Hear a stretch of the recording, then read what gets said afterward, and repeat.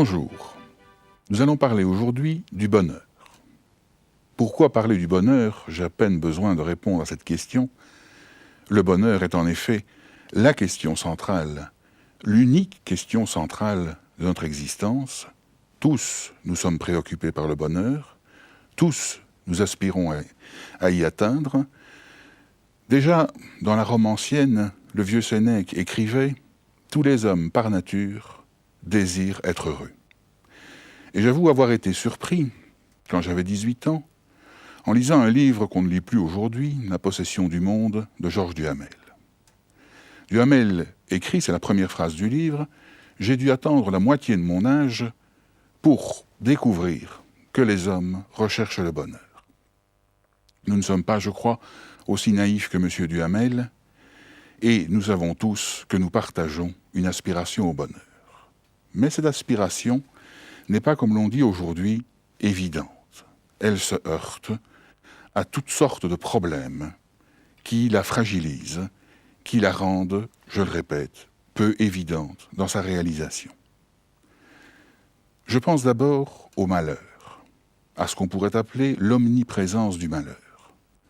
Je sais bien que nous sommes plus attentifs quand cela va mal que quand ça va bien, que nous trouvons normal d'être en bonne santé et que nous écrions lorsque nous sommes malades.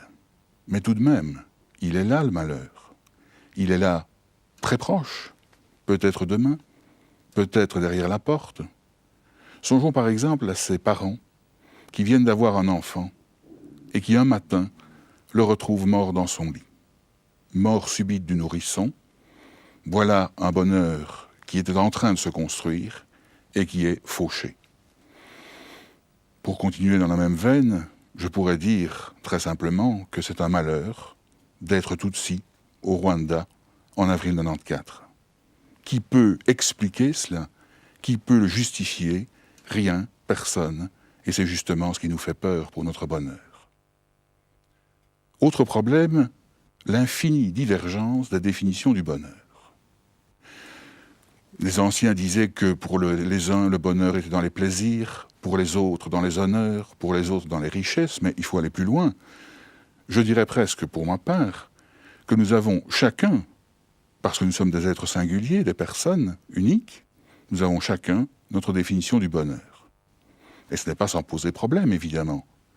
Quand Pierre, qui a sa définition du bonheur, épouse Marie, qui a sa définition du bonheur, comment vont-ils trouver un terrain d'entente? Comment vont-ils arriver à poursuivre en commun un même bonheur? Entre les parents et les enfants, il en va de même. Tous les parents veulent que leurs enfants soient heureux. Ils veulent donc les préparer à être heureux. Mais que sera le bonheur de leurs enfants? Faut-il les préparer à un bonheur comme le conçoivent les parents? Ou alors les préparer à quoi? Enfin, un troisième problème qui nous fait craindre pour notre bonheur, c'est sa fragilité. Fragilité du bonheur, à tout moment, ce qu'on appelle les contingences de la vie semblent pouvoir venir nous prendre notre bonheur. Et je vous demande de songer de nouveau à l'exemple particulièrement parlant de la mort subite du nourrisson. Un bonheur est en train de se construire, le voilà en un instant détruit. Nous aspirons donc au bonheur, nous aspirons de tout notre être à cette situation idéale, et pourtant il nous apparaît difficile à atteindre.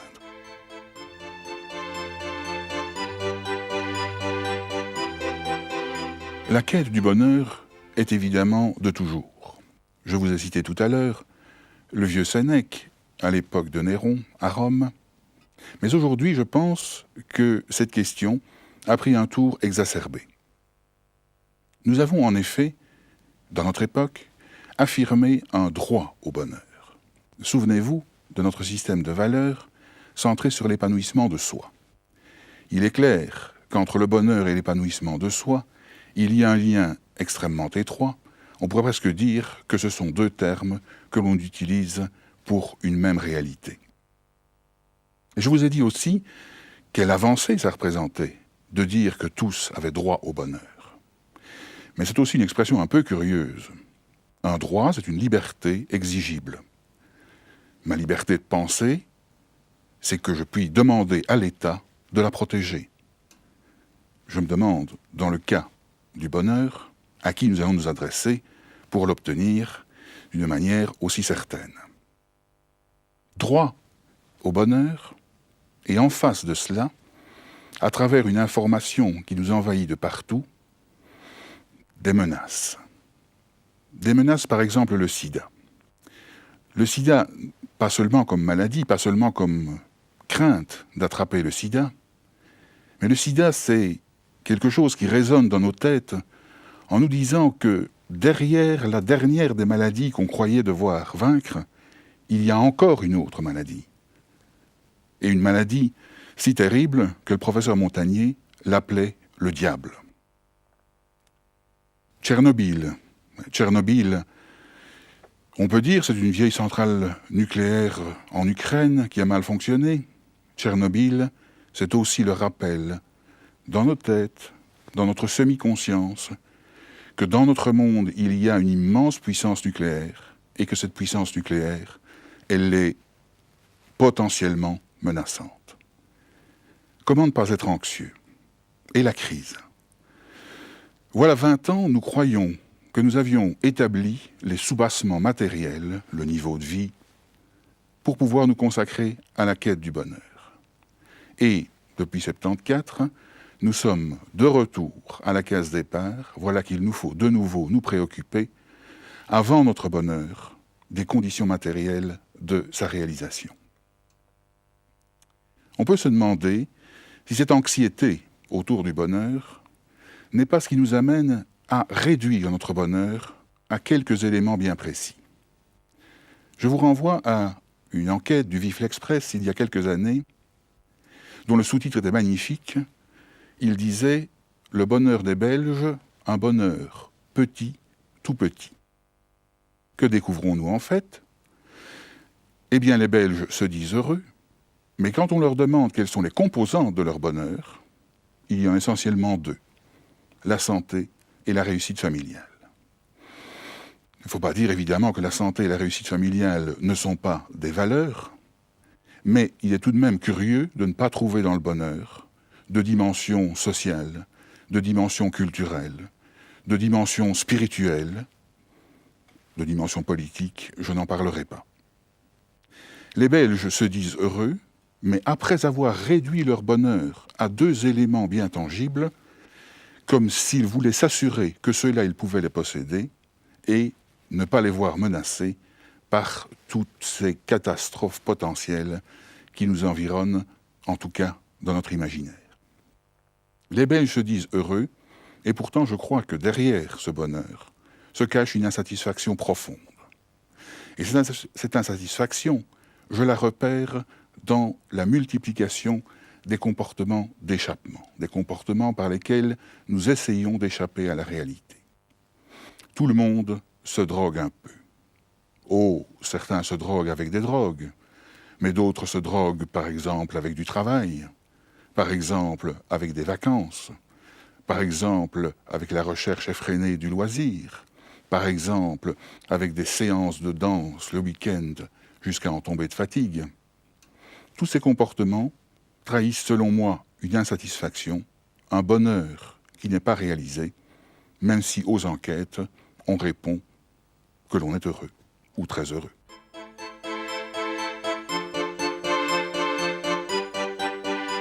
Il nous faut revenir à la question centrale, qu'est-ce qui fait le bonheur? Mais avant de pouvoir y répondre, à ma façon modeste, il me faut envisager trois autres questions qui viennent avant celle-là. Première grande question, est-ce que le bonheur, c'est avoir tout ce que l'on veut? Je vous cite ici Oscar Wilde. Il y a dans le monde deux tragédies. L'une est de ne pas avoir ce que l'on veut. L'autre, la pire et la seule vraie, est d'avoir ce que l'on veut. Et en écho, Angelo Rinaldi dit « On meurt souvent de l'accomplissement d'un rêve. Parce que dans la vie, on a tout ce qu'on veut, mais rien que ça. Et on en crève. » Ces paroles vous paraissent peut-être un peu fortes, et pourtant elles ont un fondement très réel. Elles nous disent d'abord que le bonheur n'est pas du côté de l'avoir, du côté des possessions. Car si le bonheur était du côté des possessions, alors nous pourrions le perdre, alors on pourrait nous le prendre. Ces deux phrases si brillantes nous disent aussi que notre désir infini, notre désir qui est infini, qui porte sur l'absolu, ce désir ne trouve jamais que des satisfactions médiocres, des satisfactions limitées en tout cas. Et par conséquent, lorsque nous croyons avoir atteint le bonheur parce que nous avions dit « mais c'est ma maison de campagne qui fera mon bonheur », nous nous retrouvons insatisfaits. Deuxième question préliminaire, est-ce que mon bonheur est lié ou antagoniste par rapport à celui des autres ? Une école philosophique importante en Occident, et religieuse aussi d'ailleurs, nous a longtemps enseigné que nous étions égoïstes, mais qu'il nous fallait devenir altruistes, autrement dit, que c'est en quittant notre égoïsme et en devenant altruistes que nous allions être heureux. Depuis le XIXe siècle, et notamment les travaux de Freud, le père de la psychanalyse, nous voyons à la racine de l'homme même l'égoïsme, au point que l'on dira que derrière les gestes d'altruisme, il y a une motivation et une satisfaction égoïste. On a même dit que la lucidité consistait à découvrir l'égoïsme derrière l'altruisme. Pour ma part, je ne pense pas qu'il faille opposer l'égoïsme et l'altruisme. En termes de bonheur, je crois que je ne puis pas être heureux parmi des gens qui sont profondément malheureux, et ce qu'on dit encore moins souvent, je ne crois pas que je puisse rendre des gens heureux en me rendant moi-même malheureux. Il n'y a pas opposition, il y a interdépendance. Troisième question, est-ce que le bonheur est tout simplement possible ? Je vous cite le poète Léopardi, « Le malheur est la condition naturelle de l'homme. » Et Schopenhauer de renchérir, « La vie oscille comme un pendule, de la souffrance à l'ennui, de l'ennui à la souffrance. » Diagnostic dramatique, mais diagnostics qui ne sont pas dépourvus de fondement. Si l'on revient à la notion du désir infini, nous sommes un désir infini, et ce désir, nous ne le traduisons jamais que dans des besoins finis. Et par conséquent, chaque fois que nous obtenons satisfaction, c'est en même temps une insatisfaction. Notre vie est parsemée de deuil, comme disent les psychologues, que nous avons à faire. Il nous faut renoncer à la satisfaction absolue que nous cherchions et nous contenter, peut-être comme tout à l'heure dans l'enquête sur le bonheur des Belges, nous contenter de quelques éléments de bonheur. Mais pour ma part, je voudrais répondre autrement à la question. La question « le bonheur est-il possible ?» J'y réponds en disant « le bonheur doit être possible ». Je ne crois pas à l'absurde. Je ne crois pas qu'il puisse y avoir en l'homme une tendance aussi universelle, une tendance aussi partagée et aussi profonde, et que cette tendance débouche absurdement sur le vide, débouche absurdement sur un pur point d'interrogation, que ce soit une question sans réponse.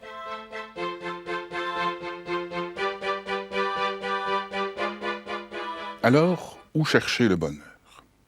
Je vais ici essayer de rassembler quelques éléments de réflexion, sans prétendre évidemment trancher une question que des centaines d'auteurs avant moi ont abordée. Je crois que le bonheur est du côté de mon autoréalisation.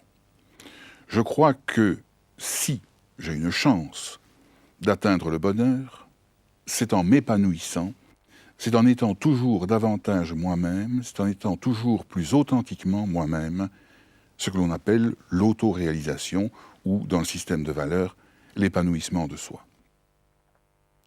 C'est en m'humanisant, par mon action, en m'humanisant toujours davantage, que je vais, me semble-t-il, me rapprocher du bonheur. Il me semble qu'on ne peut pas espérer le bonheur dans des actions, dans des comportements ou dans des attitudes qui détruiraient en nous l'humanité ou qui réduiraient notre potentiel d'existence, la richesse de notre personne. C'est pourquoi, par exemple, un comportement comme la toxicomanie n'est certainement pas dans la ligne de l'autoréalisation, ni dans la ligne du bonheur. Alors nous disons, il s'agit de s'humaniser pleinement. Il nous faut donc distinguer en nous le plus humain et le moins humain. Je ne dis pas qu'il y a en nous de l'inhumain, mais nous savons bien que, par un côté, nous sommes plus proches des animaux, mais par un autre côté, nous sommes les frères des autres hommes, nous avons les caractéristiques qui sont propres à l'humanité. Alors je ne veux pas dire qu'il y a en nous des parties qu'il faudrait abandonner pour devenir heureux. Je ne pense pas, comme Platon, qu'il faille espérer de tous ses vœux le jour où notre esprit sera libéré de notre corps. Je pense qu'un corps humain peut être parfaitement humanisé. Mais il est évident qu'au départ, le corps est tout de même moins du côté de l'humain que ne l'est l'esprit.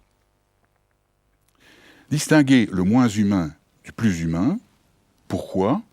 Eh bien parce qu'il s'agit, quand nous parlons d'humanisation, quand nous parlons de nous réaliser pleinement, il s'agit de nous réaliser en totalité, et précisément de ne pas larguer, de ne pas abandonner des côtés qui, en nous, sont peut-être moins humains, et que nous serions tentés d'abandonner pour filer plus vite vers le bonheur. Ce serait, je crois, de l'angélisme, et comme vous le savez, Pascal l'a bien noté, qui veut faire l'ange fait la bête. Il s'agit donc d'humaniser la totalité de ce que nous sommes, de notre être, et par exemple, il est clair que l'instinct maternel est un instinct, donc que nous l'avons en commun avec les animaux.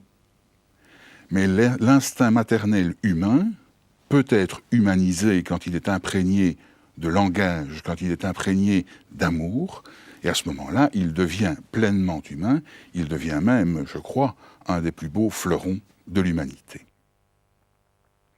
Alors la question devient, puisqu'il s'agit de s'humaniser, la question devient, mais être humain, qu'est-ce que c'est ? Qu'est-ce qui caractérise l'être humain ?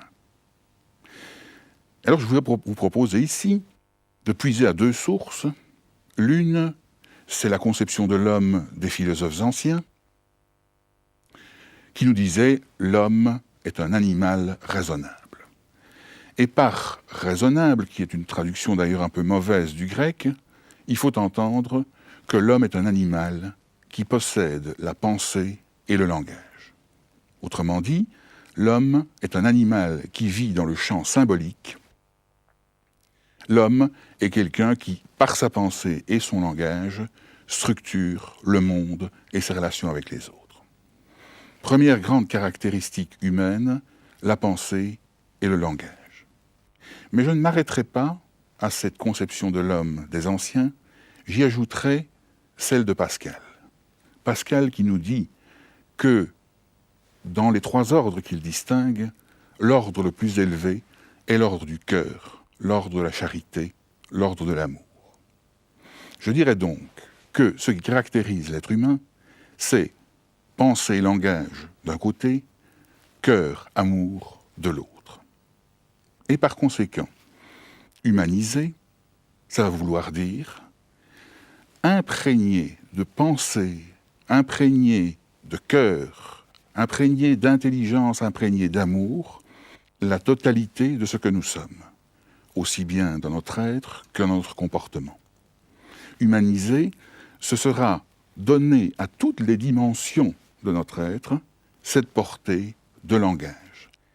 Il importe, par exemple, pour être parfaitement humain, que notre corps parle, qu'il ne soit pas simplement un outil que nous martyriserions parfois dans le sport, non, que ce corps soit un élément de notre communication avec les autres, un élément de cette relation interpersonnelle si importante. Donc humaniser, c'est hausser à la hauteur de la pensée, du langage, du cœur, c'est-à-dire de l'amour. Alors, la question suivante, c'est mais qu'est-ce qu'il s'agit d'humaniser? Et là, je pense que nous devons revenir à une ancienne distinction, elle aussi, que les philosophes stoïciens nous proposaient, on retrouve aussi chez Descartes, la distinction entre ce qui dépend de nous et ce qui ne dépend pas de nous. Quand nous disons qu'il s'agit de hausser à la pensée et à l'amour la totalité de notre être, il faut distinguer dans cet être ce qui dépend de nous et ce qui n'en dépend pas. Il ne dépend pas de nous d'être né riche ou pauvre. Il ne dépend pas de nous d'être né au Rwanda à une mauvaise époque. Et par conséquent, nous exclurons de notre démarche d'humanisation, de notre quête du bonheur, nous allons en exclure tout ce qui ne dépend pas de nous. Descartes disait « Il vaut mieux changer nos désirs plutôt que l'ordre du monde ». Et nous en arrivons alors à ce qui dépend vraiment de nous. Qu'est-ce qui dépend de nous? Eh bien, je le dis en soulignant très fort chaque mot, c'est la qualité de notre être dans notre relation avec les autres. Et nous voilà à l'humanisation, et nous voilà donc au bonheur. C'est, dis-je, la qualité. Le bonheur est de l'ordre de la qualité et non pas de la quantité. Il est donc de l'ordre du mieux et non pas de l'ordre du plus. Ce qui se relie évidemment avec le fait qu'il est de l'ordre de mon être et non pas de l'ordre de l'avoir. C'est, disais-je, la qualité de mon être. Mon bonheur ne dépend pas de ce que je fais, d'abord. Mon bonheur ne dépend pas de ce que j'ai. Mon bonheur, il dépend de ce que je suis, et qui est le plus précieux, que seul je peux être, qui ne dépend que de moi, et que nul autre ne peut faire à ma place. C'est la qualité de mon être. Mais il ne faut pas voir là une sorte de repli sur soi-même, où on s'efforcerait de se perfectionner pour être beau, pour être parfait, pour être tout à fait esthétiquement satisfaisant à ses propres yeux. Rechercher la qualité de mon être, c'est aussi m'ouvrir aux autres. Car nous le savons maintenant, nous ne sommes ce que nous sommes que dans la relation avec les autres. C'est dans le partage avec les autres, c'est dans l'intersubjectivité, c'est-à-dire la relation entre les sujets, que chacun peut devenir lui-même. Par conséquent, je dirais, la qualité de mon être en relation, voilà ce qui dépend de moi, voilà ce que je suis appelé à humaniser.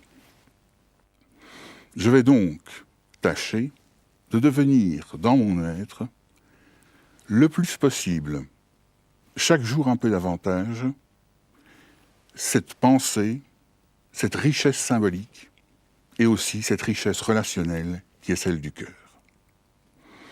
Et par conséquent, je puis maintenant, modestement, puisque je vous ai dit qu'il y en a des centaines d'autres, vous proposer ma définition du bonheur. Être heureux, ce serait jouir de la qualité de son être dans la mesure où cet être s'ouvre aux autres. Merci.